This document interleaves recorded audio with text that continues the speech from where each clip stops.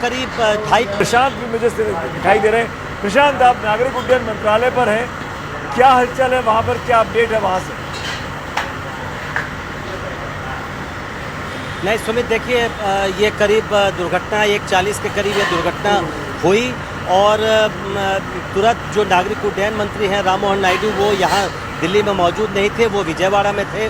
तो सबसे पहले ये फैसला हुआ कि एक तो वो खुद मॉनिटर कर रहे थे और उनको ये निर्देश दिया गया कि खुद विजयवाड़ा से तुरंत अहमदाबाद की तरफ रवाना हो।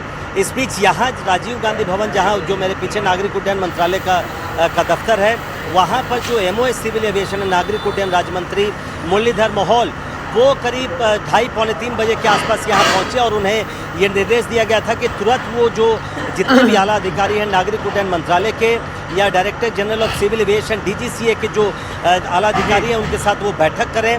तो उसके बाद उनकी करीब 40-45 मिनट तक बड़ी बैठक हुई और उसके बाद ये फैसला हुआ कि वो तीनों नागरिक उड्डयन राज्य मंत्री और DGCA और जो नागरिक उड्डयन सचिव हैं उनके साथ वो तीनों एक स्पेशल विमान से अब से 5-7 मिनट पहले वो अहमदाबाद के लिए रवाना हो गए हैं। तो पूरी जो पैराफर्नेलिया हम एक तरह से कह सकते हैं वो दिल्ली से विजयवाड़ा से जहाँ नेताओं का वहाँ जाना, मंत्रियों का वहाँ जाना तो ठीक है कि आप जाइए, पर सवाल ये है कि 5 मिनट के भीतर, इनफैक्ट उड़ान भरने के 2 मिनट के भीतर एयर इंडिया का विमान क्रैश कर जाए, गलती किसकी? नहीं बिल्कुल, देखिए सुमित, इस बैठक के बाद कुछ देर हम लोगों से बात भी की नागरिक उड्डयन राज्य मंत्री ने। हम लोगों ने ये सवाल पूछा, 2 सवाल सबके जहन में है कि आखिर ऐसी क्या तकनीकी खामी आ गई 5 मिनट के अंदर कि पूरा जहाज़ नीचे आ गया और वो एक तरह से आग के गोले में तब्दील हो गया और इतने लोगों की जान चली गई। और हर सवाल पर इस वक्त नागरिक उड्डयन राज्य मंत्री का यही जवाब था कि अभी हम लोगों का फोकस रेस्क्यू और रिलीफ पे है। ये देखना है कि क्या कोई बचा भी है उसमें, और जैसा आप बार बार बता रहे हैं कि न सिर्फ हवाई जहाज़ में बल्कि नीचे भी जिस रिहायशी इलाके पर वो जहाज़ गिरा है वहाँ पर भी कुछ लोग हताहत हो सकते हैं, उसकी भी जांच हो रही है। और रेस्क्यू और रिलीफ पे अभी हम लोग का फोकस है।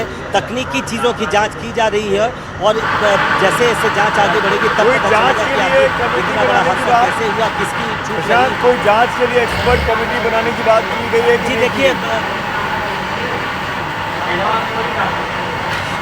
अभी कमेटी बनाने की बात नहीं है, लेकिन जितने भी जो एक्सपर्ट हैं, डायरेक्टर जनरल सिविल एविएशन के, जो ब्यूरो ऑफ सिविल सिक्योरिटी के जो अधिकारी हैं, वो सब अधिकारी दिल्ली से अहमदाबाद के लिए रवाना हुए हैं। उनको कहा गया कि वहाँ पहुँचे, बड़े अधिकारी वहाँ पहुँच रहे हैं। कमेटी अभी नहीं कोई बनाई गई है, लेकिन जो भी एविएशन सिक्योरिटी से जुड़े हुए अधिकारी हैं, ये पूरा का पूरा जो हादसा है प्रशांत, इसलिए सवाल खड़े कर रहा है मन में इतने सारे कि दिन में अहमदाबाद जैसी जगह पे जहाँ ना पहाड़ी इलाका है, ना तूफ़ानी इलाका है, ना मौसम ख़राब था, ना फॉग था, ना आंधी तूफ़ान चल रहा था, भरी रोशनी में ये विमान हादसा होता है, जो कि विमान पूरी तरीके से यात्रियों से भरा हुआ था। और उसके बाद उड़ान भरने के 2 मिनट के भीतर इतना बड़ा हादसा, और उसके बाद जहाँ गिरता है वो रिहायशी इलाका, हॉस्टल का इलाका।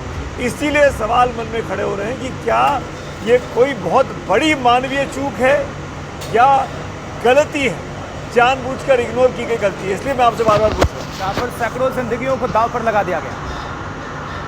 नहीं देखिए, नहीं सुमित, देखिए मानवीय चूक है, इसको तो कहीं कोई नकारा ही नहीं जा सकता। हम लोगों ने नागरिक उड्डयन मंत्री से ये भी पूछा कि कहीं कोई साजिश की आशंका आप लोगों को अभी तक या उसके कोई संकेत मिले हैं। उन्होंने फिर कहा कि अभी बहुत ही अर्ली स्टेज है, हम लोग इसकी जांच कर रहे हैं, क्या कोई साजिश भी इसके पीछे हो सकती है।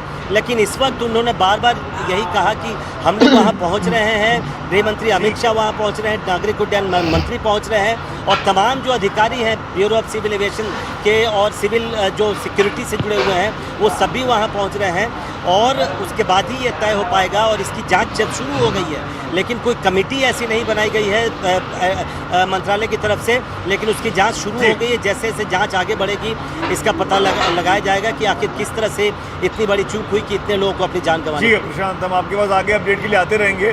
मुरलीधर मोहोल ने भी संबोधित किया है जो मंत्री हैं नायडू साहब, जब पहुँचेंगे अहमदाबाद तो मैं उम्मीद करता हूँ कि वहाँ से कोई और चीज़ निकल कर आएंगी।